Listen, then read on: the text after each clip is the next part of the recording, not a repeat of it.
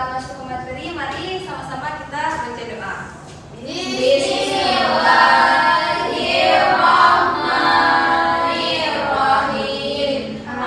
Amin. Baik, semoga hari ini berjalan dengan lancar dan juga diberkahi oleh Allah Subhanahu wa taala dan juga diberikan kemudahan. Baik anak-anak, jadi barang-barang yang tidak diperlukan itu tolong dirapikan ya. Jadi Ibu sekarang akan mengabsen untuk memeriksa kehadiran kalian.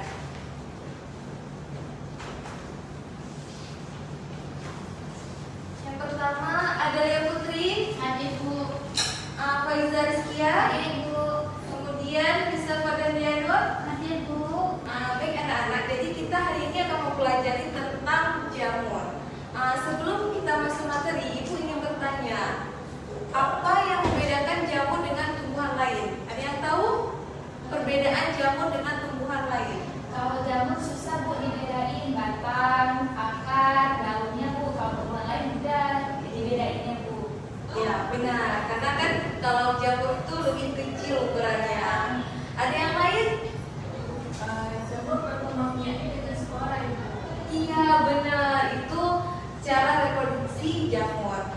Tapi pada hari ini kita belum mempelajari tentang reproduksi ya. Kita akan mempelajari yang pertama itu tentang ciri-ciri jamur. Dimana hal yang penting yang membedakan jamur dengan tumbuhan lain itu adalah jamur itu tidak memiliki klorofil, yaitu zat hijau pada tumbuhan, sehingga jamur ini tidak dapat berfotosintesis dan juga tidak dapat menghasilkan atau memperoleh makanannya sendiri, tetapi dia dapat memperoleh makanan dari tubuh inangnya, memperoleh zat sisa ataupun dari lingkungan di sekitarnya.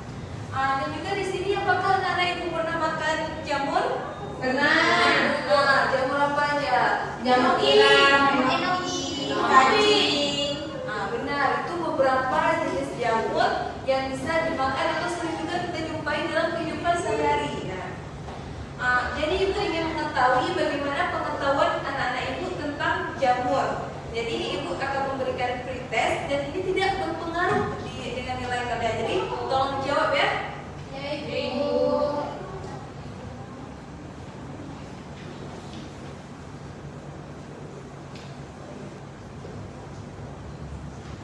Baik anak-anak, apakah sudah diselesaikan pretestnya? Sudah Ibu.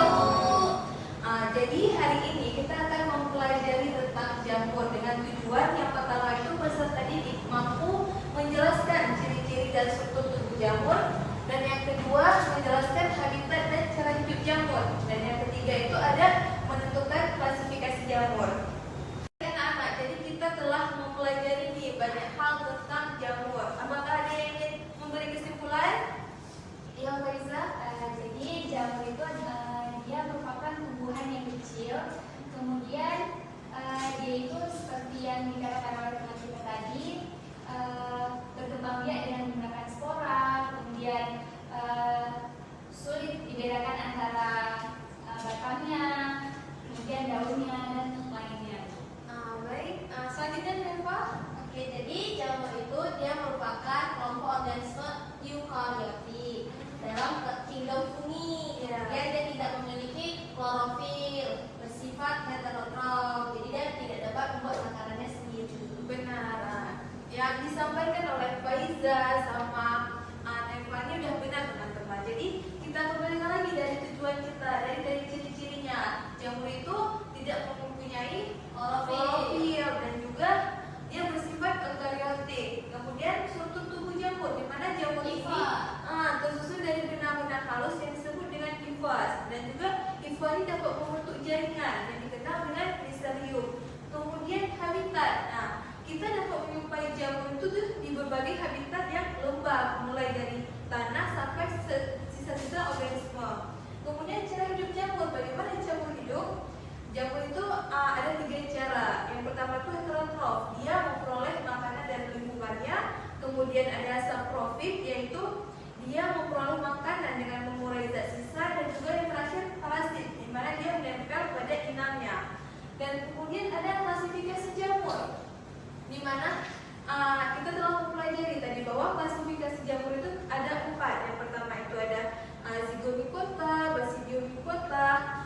ascomycota dan juga deuteromycota. Jadi di sini ibu ingin memberikan post test. Jadi tolong jawab dengan benar ya, karena ibu akan mengambil nilainya. Oke, Ibu. Baik, sudah selesai semua? Sudah. Jadi hari ini kita dapat memetik hikmah bahwa jamur ini merupakan ciptaan Allah yang memiliki keunikan, di mana dia tersusun dari struktur tubuh yang sederhana tapi dapat bermanfaat, di mana dia bisa menjadi sumber makanan, obat-obatan. Tetapi ini jamur ini juga sebagai pengingat buat kita bahwa kita juga dapat berpenyakit karena jamur. Jadi di sini kita juga harus